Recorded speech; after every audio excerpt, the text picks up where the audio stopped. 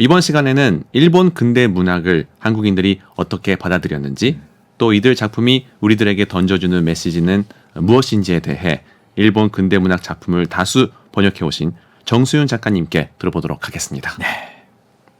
작가님 안녕하세요. 네, 안녕하세요. 안녕하세요. 그러면 간단하게 자기소개를 좀 부탁드려도 될까요? 네. 제 이름은 정수윤이고요. 지금 서울에 살고 있고 지금까지 한 15년 정도 일본 문학을 주로 소설이나 시, 일본에 번역하면서 제 소설을 쓰기도 하고 그런 일을 하고 있는 사람입니다. 네. 오늘 정말 이렇게 뵙게 되어서 정말 영광입니다. 말로 불러주셔서 감사합니다. 네. 작가님은 일본 근대 문학, 특히 나자이 오사무 나츠메 소세기 작품을 번역해 오셨는데요. 네. 이런 일본 근대 문학 매력을 느끼게 되신 계기가 있을 텐데 그것이 뭘까 좀 물어봐도 될까요? 네네. 제일 처음에 읽었던 일본 문학은 예. 나는 고양이로서이다. 고등학교 때 예. 서점에서 우연히 이제 표지에 고양이가 딱 거만하게 앉아 있는 게 마음에 들어가지고 읽기 시작했는데 네. 제가 이제 지금은 이렇게 제 자기소개도 잘 하고 이렇게 마이크 앞에서 제 얘기도 하고 이러는데 그 어릴 때만 해도 진짜 소심했고 부끄러움이 많아가지고 막 제 소개도 잘 못했거든요. 아, 정말요? 네, 제 이름도 말을 잘 못해가지고 누가 이제 이름 물어보면 수윤이요. 수윤이요 이렇게 해서 뭐라고 이렇게 하는 정도로 정말 수줍었는데 그 책을 딱 읽었는데 첫 장부터 고양이가 대번에 자기소개를 나는 고양이로서 이름은 아직 없다 이러면서 너무 고양이 주제에 꽤 거만한데 그러면서 그 고양이의 시선으로 그 시대를 이제 읽어 나가는 이야기에 나가는 책을 굉장히 매력적으로 읽기 시작하다가 하면서 이제 들어가기 시작했고 그 뒤로는 이제 지금 저한테 가장 큰 존재로 남아있는 작가는 다자이 오사무라는 모두들 많이들 좋아하시겠지만 다자이 오사무라는 작가의 제일 첫 번째 작품이 만년이라는 책이 있는데 그게 저의 첫 번역서예요. 데뷔 번역서죠. 그 첫 작품으로 번역을 시작하면서 완전 매력이 푹 빠지기 시작했는데 왜냐하면 일단 저랑 비슷한 게 너무 많은 거예요. 뭐냐면 굉장히 부끄러움이 많으면서도 그러면서 자기 얘기를 막 사람들한테 세상에 알리고 싶어하고 사람들이 나를 알아주기를 바라고 그런 어떤 내 안의 이중성을 막 어쩔 줄 모르면서 막 토해내는 그런 정말 제가 볼 때 열정 그 자체인 사람이었다라고 생각을 하는데 그 문학 세계에 너무 흠뻑 빠져들었고 네, 그래서 지금도 특히 근대 문학 작가들 좋아하면서 번역을 하고 있어요. 그 수줍음이 많았던 소녀 시절의 작가님이 잘 상상이 가지 않는데 특히 지금 이제 헤어스타일도 화려하셔서 이거는 어쩔 수 없이 아마 사정이 있군요. 네, 곱슬머리라 가지고 이렇게 오늘처럼 비 오는 날에는 그냥 막 하는데 좀 파마를 해두면 좀 차분해져요.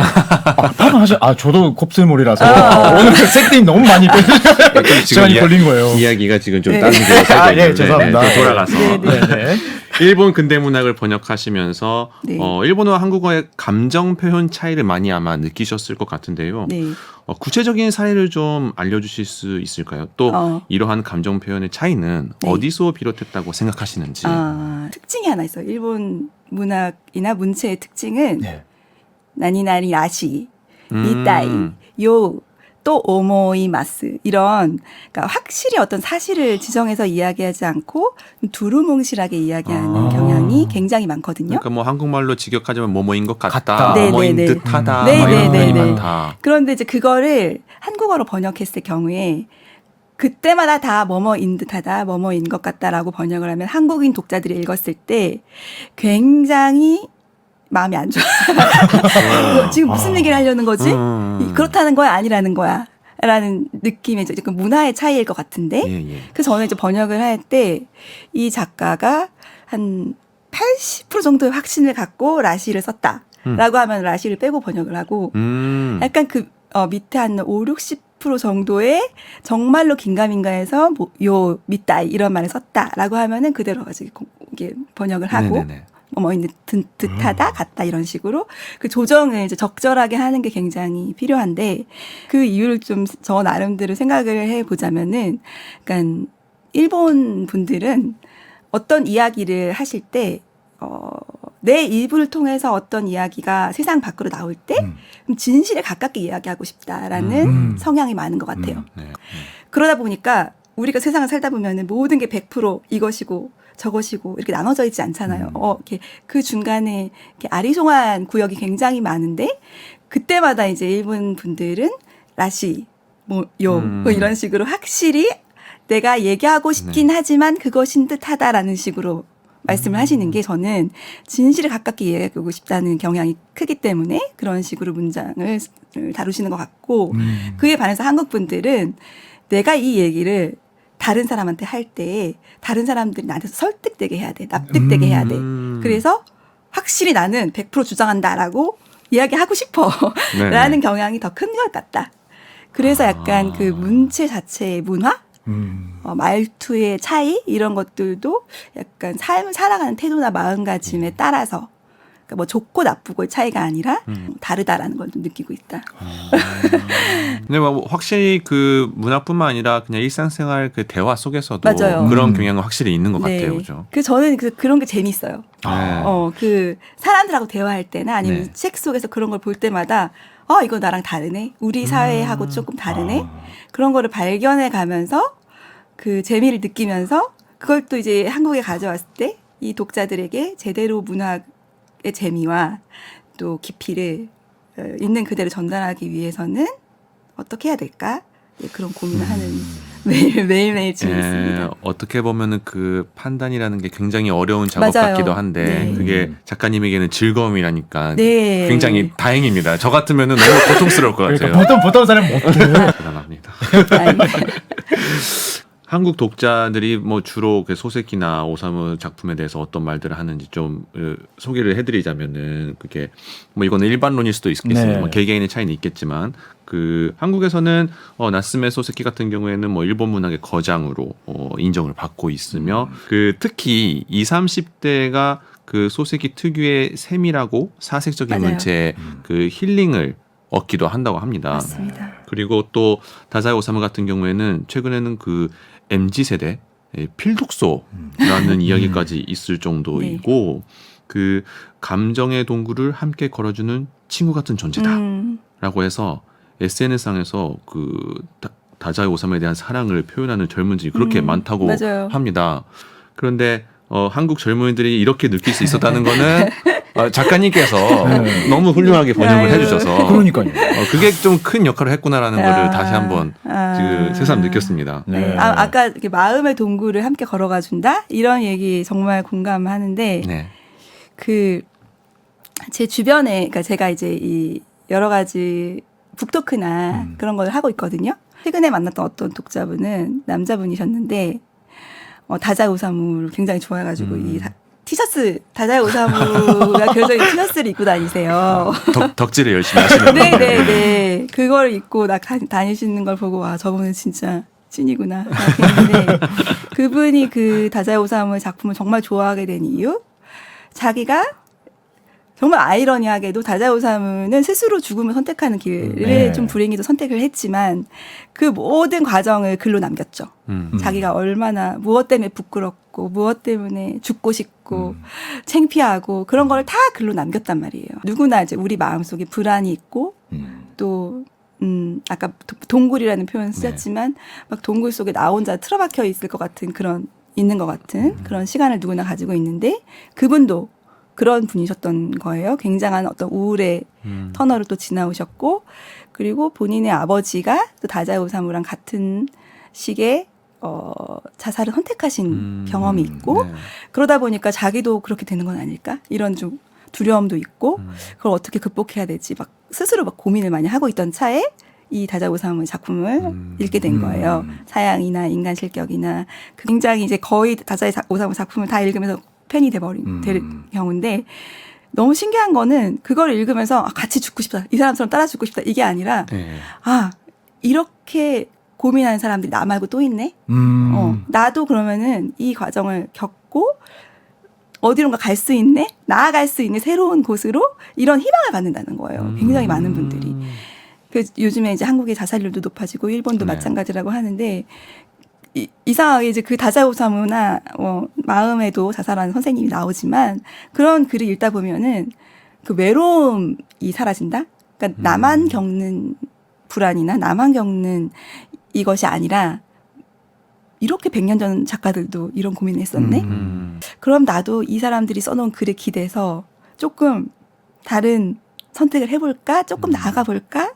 이런 희망? 의지? 그러니까 기대어 간다는 거죠. 그 소설들에. 네. 그래서 그분은 재미있게도 음악을 하시는 분이었거든요. 예. 그래서 본인의 그 앨범에 오사무, 사양, 뭐 마음, 그 그리고 타이틀로 다 제목으로 네네, 하셨구나. 제목으로. 그러니까 그 작품을 읽고 피아노 곡으로 만들어서 애플 뮤직에도 이제 검색해 보면 나오는데 환지라는 분인데 네. 아무튼 그런 식으로 승화시키는 그런 걸 보고 있으면 저는 되게 뿌듯하고 이게 네. 정말 문학이 가지는 힘이고 와. 그리고 내가 번역을 한 사람으로서 앞으로 더 좀 책임감 갖고 해야겠구나 이런 생각이 들죠. 아니 그 독자분들도 그렇지만 뭐 당연히 작가마다 다를 수도 있는데 그 일본 근대 소설이 현재 살고 있는 우리에게 네. 뭔가 던지는 그 메시지 같은 거는 작가님 어떻게 생각하시나요?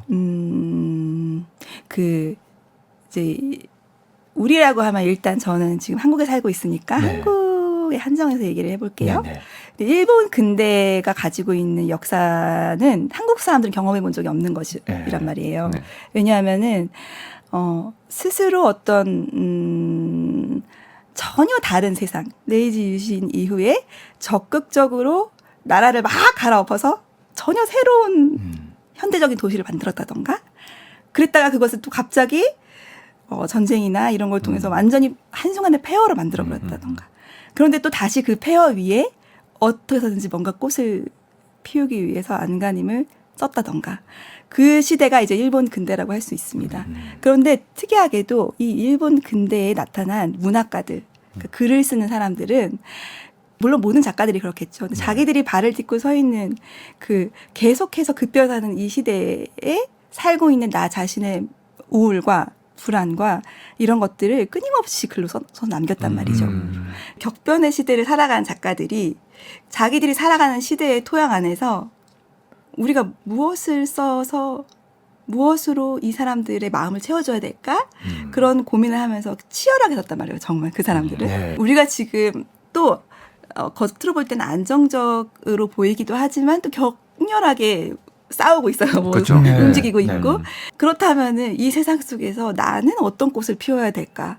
나는 어떤 자아를 가지고 이 세상에 태어나서 무엇 때문에 와서 어떻게 살아가야 될까? 이 고민은 똑같은 맥락에 모두가 가질 수 있는 고민이란 말이죠. 그래서 지금 내가 가지고 있는 고민들도 다 그 안에 들어있고 모든 게 이제 포함되어 있는 그런 느낌이에요. 저는 그 안에서 되게 많은 자양분을 항상 발견하고는 하거든요. 그래서 현대의 독자들 그리고 앞으로 미래의 독자들에게도 그 시기에 살아냈던 그분들은 힘들었겠지만 그것을 글로 써냄으로 인해서 우리한테는 어떤 그 지적인 그리고 감수성과 또 앞으로의 그 뭐랄까요 인간의 본질에 대한 고민 그런 것들을 다 그 안에서 발견할 수 있다라는 보물창고 같은 느낌. 네. 그래서 멈출 수 없다. 근대 시간이 소설에 모자라네요. 대한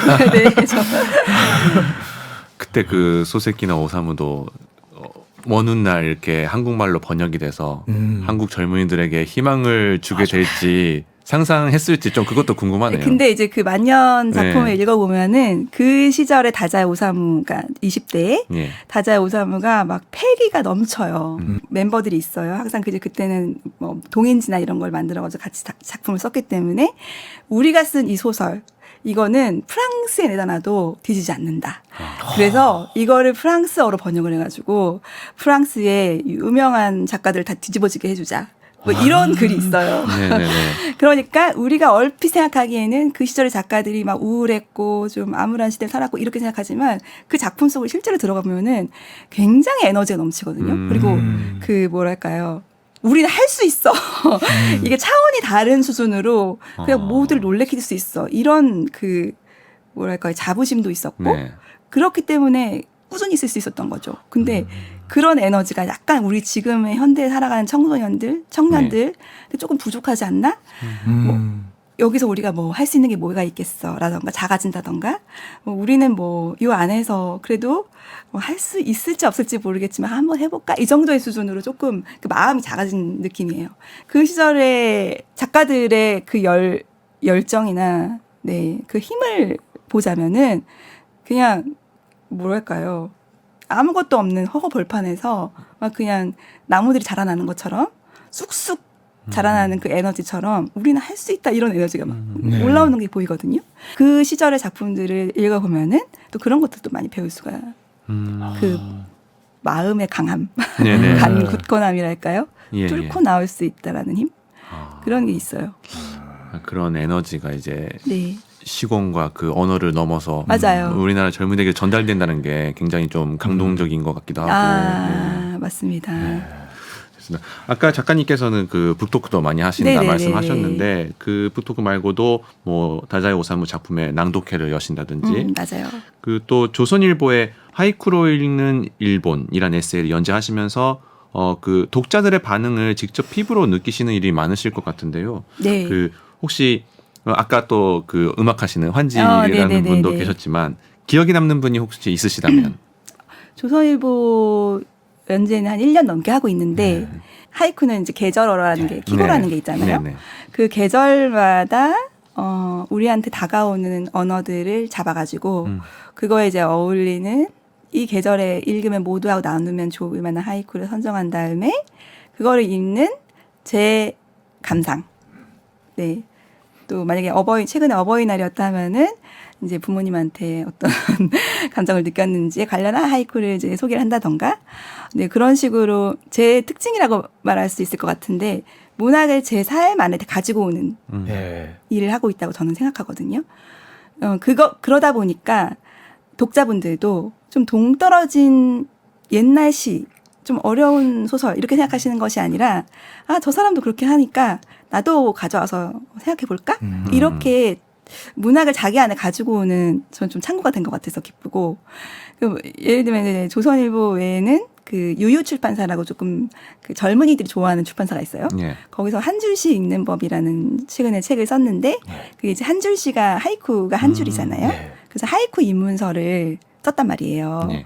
근데 이제 그 젊은 독자분들이 그거를 도서관에서 읽고 자기가 이제 인스타에 사진을 찍어서 올리면서 이렇게 쉬운 거였어? 그럼 나도 한번 써볼까? 그래서 도서관에서 느꼈던 자기의 감정, 뭐 책들의 세상, 뭐 홀로 몰입하는 뭐 나만의 시간 뭐 이런 식으로 575에 맞춰가지고 그 하이쿠를 써서 인스타그램에 올리셨더라고요. 그런 거를 보면은 모두 안에 약간 문학에 대한 열망이나 그 문학이나 시가 가지고 있는 힘이 필요하다. 사람들에게 감수성 에 물을 줄 수 있는 그런 것들이 필요한데 조금 멀어져 있는 것이 아닌가? 만약에 책이 조금 들어가기 어렵다라고 한다면은 이런 라디오다리랄지 아니면은 북토크랄지 이런 걸 통해서 조금이라도 사람들하고 대면을 해가지고 여러분 재밌어요. 들어와 보세요. 가지고 와 보세요. 이렇게 좀 홍보하는 그런 일을 좀 하고 싶다. 그리고 이 프로그램이 이제 마치 6월 19일 날 방영이 된다고 들었는데 네. 이제 그날도 행사를 할 예정이거든요. 네. 그 해방촌의 고요서사라는 그 서점 제가 좋아하는 서점이 있는데 거기서 이제 그날이 오토기 앵두기라고 다자이 오사무의 생일이자 그 시신이 타마강에서 떠오른 그 날이어서 다자이 팬들이 이제 6월 19일을 앵두기라고 부르면서 뭔가 행사들을 많이 해요. 일본 전역에서. 저도 이제 한국에 다자이 팬들이 많으니까 뭔가 해보자. 예. 그래가지고 아까 그 환진님 음악하시는 분하고 같이 그 서점에서 피아노를 빌려다가 그 책을 읽으면서 느꼈던 감정을 음악으로 만드신 것들을 거기서 생으로 피아노 연주하고 제가 이제 낭독하고 네. 그걸 통해서 독자분들이 이제 그 자리에 실황으로 오실 수도 있지만 인터넷으로도 들을 수 있게 해서 좀 많은 분들한테 이런 세상이 있구나 너무 재밌다 이거를 이제 느끼게 만들고 싶다라는 그런 일을 하고 있습니다. 그 수줍었던 소녀가 이렇게 그러니까요. 사람들을 모아서 뜻깊은 그게 이제 문학의 힘이에요. 대단하십니다. 고양이로소이다. 그 좀 다른 이야기인데 작가님은 이제 한강, 조남주 작가 등의 한국 작품을 유려한 일본어로 옮기고 있는 번역가 그 사이토 마리코 씨와 그 잡지 세계에서 왕복 에세이를 쓰시면서 활발히 교류하신 바 있습니다. 오늘도 아침에도 쓰고 왔어요. 써나왔어요. 그 사이토 작가님께 어떠한 그 영향을 받으신 게 있으시다면 저 너무 좋아하는 분이고 네. 일단 글을 너무 잘 쓰시고 근데 그분도 제가 글 잘 쓴대요. 좋아한다고 하시더라고요. 훈훈하네요. 서로 칭찬해주고. 네. 서로 처음에 만난 거는 SNS 통해서 네네네네. X를 통해 가지고 그래서 서로 이제 소통을 하게 시작했고 네. 그러면서 서로 너무 잘 맞으니까 이런 연재도 한번 해볼까요? 그래가지고 이제 그 사이토 마리코 선생님은 워낙 일본에 이제 발이 넓으시니까 이하나미 쇼텐하고 편집자분들 만나가지고 그 영광스럽게도 세카이라는 잡지에 이제 1년 이상 연재를 해오고 있는데 저는 이제 그분한테 받은 가장 큰 에너지랄까 그런 거는 굉장히 독서량이 많으세요. 모든 걸 다 읽으시는 것 같아요. 그러니까 제가 여기서 지금 만든 그 책도 본인이 일본인이시니까 일본어로 읽으실 수 있는데 한국에서 주문을 했다가 제가 엮은 그 일본 근대 산문 시리즈를 읽어보시고 네. 그걸 이제 좋다, 나쁘다 이렇게 평가할 정도로 그러니까 모든 거의 출간된 책들을 다 보고 계신 건 아닌가? 한국과 일본에 그럴 정도로 굉장히 열심히 독서하신 독서가이시고 그 다음에 이제 최근에 한강 작가의 작품들을 많이 번역하고 계시지만 그 작별하지 않는다라는 최근 작품 번역하셨을 때는 그 한강 작가의 그 작품이 제주도 4.3 사건을 네. 소재로 한 작품인데 그걸 제대로 번역하기 위해서 그 제주도 무대가 된 가실이라는 제주도 안에서도 굉장히 그냥 버스 타고 가기도 힘든 거기까지 직접 가셨더라고요.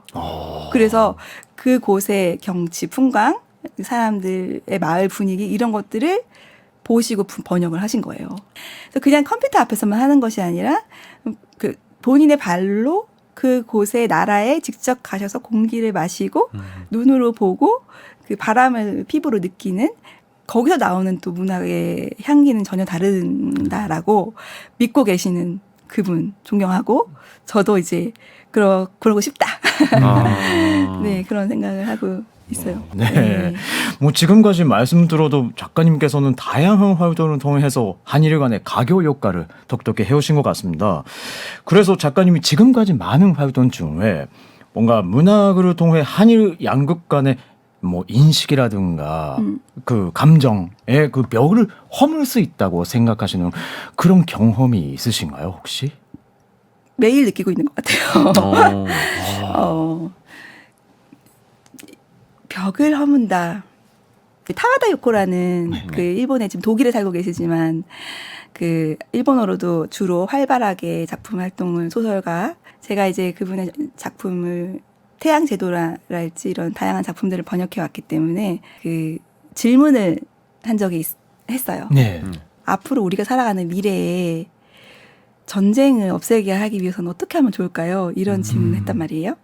그랬더니 그 작가님께서 우리가 할 수 있는 최소한의 일이라고 한다면은 언어를 배우는 거 그리고 그 언어로 쓰여져 있는 문학을 읽는 것 그 속에서 서로를 이해하는 것 그것이 아마 제일 기본적인 길이 아닐까 이렇게 말씀하셨는데 저도 그걸 되게 너무 공감을 하고 제 개인적으로는 그냥 아까 매일 그렇게 느끼고 있다고 말씀을 드렸지만 제 모어가 아닌 일본어를 매일매일 저는 읽고 이야기하고 살아가고 있는데 그 하루하루 속에서 그 나라나 그 사람들을 사랑하게 돼요. 그거 배우고 또 익히고 읽고 하면서 애정을 갖게 된다는 거죠. 그렇다면은 어떻게 애정을 가지고 있는 사람한테 총을 겨누겠으며 어떻게 그렇게 사랑하는 많은 것들을 느끼고 공유하고 있는 그 사람들한테 삿대질을 하고 욕을 할 수 있겠는가 라는 생각이 들면서 어떤 다른 나라의 문화나 그 사람들이 살아가고 있는 세상을 그 사람들의 언어로 익히고 글을 읽고 배워간다는 것 그 자체만으로도 이미 우선 벽을 넘어 매일매일 벽을 넘고 있는 과정이고 그걸 통해서 더 나아간다면은 어떤 위협, 싸움의 위협이랄지 그 불안한 지금 세계에서 여러 군데서 전쟁이 터지고 있지만 그런 것들을 우리가 할 수 있는 최소한으로 억누를 수 있는 것. 그것이 글을 읽고 좋아해. 서로 좋아하고 그다음에 거기에 들어가서 나도 뭔가 글을 좀 써볼까라는 마음까지 나아가는 그 길이 그 자체가 벽을 허무는 과정이다라고 생각합니다. 제가 처음으로 한국에 왔을 때 음. 이 한국 문화나 이런 쪽에서 알고 싶었는데 맨 처음에 제가 했던 게 일단 한국어부터 맞아요. 공부해야 된다라고 제가 그때 느꼈었거든요. 너무 잘하시네요. 예, 그래서 지금 그 말씀 들어서 정말 생각났습니다. 그때 시절에. 그리고 일본인이시지만 그 한국말을 쓰시면은 네. 유창하게 한국말을 그 쓰는 나 자신이 되게 좋지 않아요? 기분 좋죠? 아직까지 유창하지 않아서요. 그리고 서로 그 언어를 배운다는 것 자체가 그게 너무 위대한 그 여정인 것이 그냥 벽을 허문다, 선을 넘는다 이 수준이 아니라 그냥 그 사람들이 나 같고 내가 그 사람 같고 서로가 이제 거대한 하나가 되는 그런 느낌? 그런 느낌을 경험할 수 있는 정말 너무 좋은 창구다. 언어를 배우는 거, 네. 그 다음에 이웃 나라의 그 문학을 읽는 거 이렇게 생각합니다. 네, 감사합니다. 이제 시간도 많이 안 남았는데 네. 뭐 마지막으로 일단 올해가 한일 국교 정상화 60주년이잖아요. 네. 그래서 양극의 독자분들 그리고 이거 듣고 계시는 그 청취자분들한테 네. 뭔가 한마디 뭐 메시지 같은 게 있으면 부탁드려요. 네. 제가 이제 쭉 지금까지 말씀을 드렸지만은 좋아하는 시인이 말씀하신 것을 좀 빗대가지고 말씀을 드릴게요. 네. 그 이바라기 노리코라는 네. 시인이 계셨어요. 일본에. 네. 한 시인부터 한글을 처음 배우기 시작하셨거든요. 원래 일본에서 시를 쓰는 인정받는 시인이었다가 그냥 한국말을 좀 배워보고 싶다라는 마음 때문에 스스로 이제 누가 시킨 것도 아니지만 한국어를 배우기 시작했어요. 이웃나라 언어의 숲이라는 제목의 시가 있거든요. 그 도입부가 그분은 이제 한국어를 배우시니까 숲이 얼마나 깊은지, 그러니까 한국어의 숲이 네. 얼마나 깊은지 가도 끝이 없다. 그런 말씀하셔요. 근데 저도 지금 일본어를 번역을 하고 있는 사람임에도 불구하고 일본어의 숲이 얼마나 깊은지 가도 끝이 없다. 이런 생각을 항상 하거든요. 그러면은 그 서로의 숲 속으로 들어가서 네. 막 처음에는 당황도 해요. 왜 이렇게 외워도 안 외워지고. 그쵸? 그러다가 또 두 분 다 잘하시니까 어느 순간에 확 깨닫는 순간이 오고 이바라기 노리코라는 시인분은 그 숲 속에서 많은 것을 이제 깨달았다라고 말씀하셨지만 저도 그 숲을 계속 거니는 이 행위 자체가 너무 즐겁고 사연 자체에서 많은 것을 깨닫게 해주기 때문에 네. 이 청취자분들 그리고 아직 우리 서로의 숲에 들어가지 않으신 분들께 네. 권해드리고 싶다. 숲속을 한번 걸어보시라.